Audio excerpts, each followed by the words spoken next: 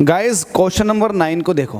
9th वालों मेरे प्यारे बच्चों, क्वेश्चन नंबर 9 को देखो, बड़ा प्यारा क्वेश्चन है। आपसे कह रहा है state which of the following situations are possible and give an example for each of these.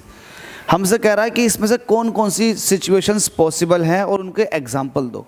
तो यहाँ पर डायरेक्ट लिख देते हैं सॉल्यूशन और देखते हैं कि कौन कौन सी सिचुएशंस पॉसिबल हैं। ठीक है, पहला वाला पार्ट देखो। पहला वाला पार्ट हमसे कह रहा है an object with a constant acceleration, मतलब एक ऑब्जेक्ट के पास कांस्टेंट एक्सेलरेशन होगा but with zero velocity.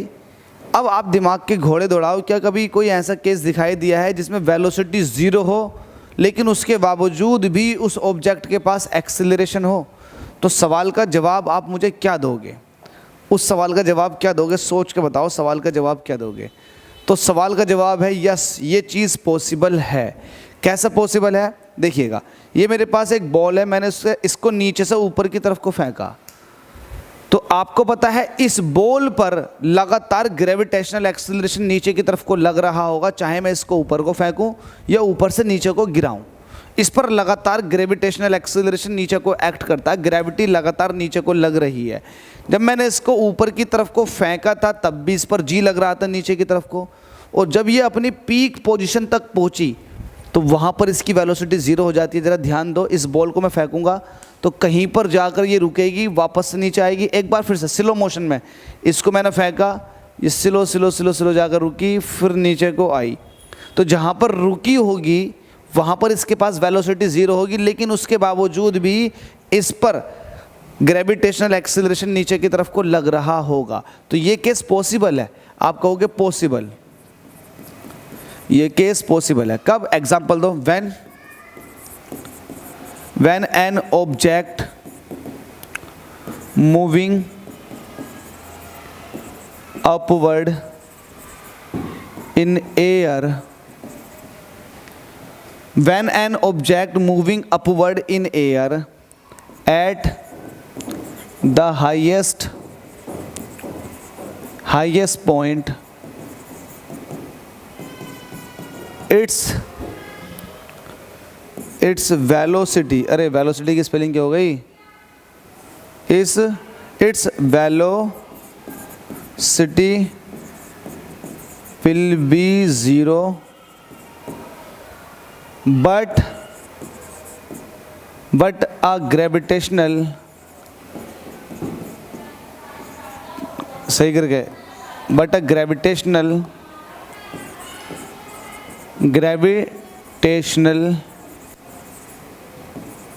acceleration acts on it. Its value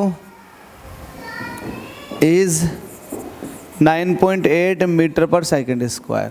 मैंने बोल दिया कि यस, जब ऑब्जेक्ट को आप फेंकोगे अपने हाईएस्ट पॉइंट तक जाएगा, वहाँ पर वेलोसिटी ज़ीरो होगी, लेकिन उसके बावजूद ही उसके पास एक ग्रेविटेशनल एक्सेलरेशन होगा जिसकी वैल्यू 9.8 मीटर पर सेकेंड स्क्वायर है।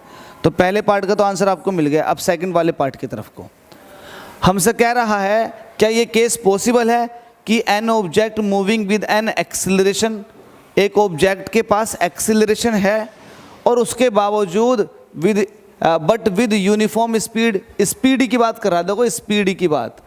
हमसे कह रहा है कि एक ऑब्जेक्ट के पास एक्सेलरेशन है, उसके बावजूद भी उसकी स्पीड फिक्स हो सकती है।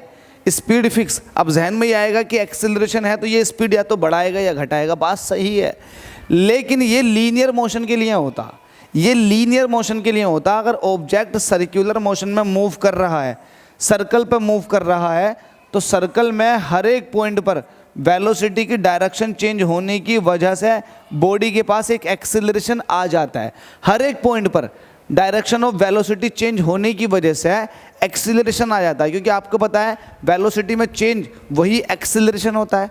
तो डायरेक्शन ऑफ वेलोसिटी चेंज होने से चेंज इन वेलोसिटी आ गया, और जब चेंज इन वेलोसिटी आ जाता है तो भाई एक्सेलरेशन भी आ जाता है। तो यहाँ पर बात क्लियर हो गई। यस, अगर ऑब्जेक्ट सर्कुलर मोशन में मूव कर रहा होगा तो उसके पास कांस्टेंट स्पीड होगी, फिर भी उसके पास एक एक्सेलरेशन होगा। यस, तो इस केस का भी केस क्या है? ये पॉसिबल है। तो आप कहोगे पॉसिबल, पॉसिबल कब पॉसिबल है? When an object moves on a circular track, circular track पर मूव कर रहा होगा, it's velocity changes due to change in the direction of motion, due to change in the direction of motion, motion की direction change होने की वजह से acceleration होगा। मैंने कहा velocity changes due to change in the direction of motion, that's why an acceleration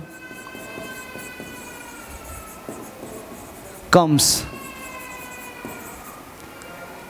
under consideration, जिसकी वजह से एक एक्सीलरेशन कंसिडर्ड कर लिया जाता है और होता है एक एक्सीलरेशन, क्योंकि वेलोसिटी चेंज हो रही है। अगर आपसे पूछा जाए कि इस एक्सीलरेशन की डायरेक्शन किधर को होगी, तो चेंज इन वेलोसिटी की डायरेक्शन में, एक्चुअल में चेंज इन वेलोसिटी की डायरेक्शन जो होती है वो एक्सीलरेशन को रिप्रेजेंट करती है, लेकिन ये एक स्ट्रेट लाइन मोशन में, सर्कुलर मोशन में ऑब्जेक्ट लगातार सर्कल पर मूव कर रहा है, तो वो इस वजह से मूव कर रहा है क्योंकि उसके पास जो एक्सीलरेशन है वो ईच एंड एवरी पॉइंट पर सेंटर की तरफ को है। तो एक्सीलरेशन जो होता है वो सेंटर की तरफ को होता है। कहाँ को होता है ऑब्जेक्ट का एक्सीलरेशन? सेंटर की तरफ को।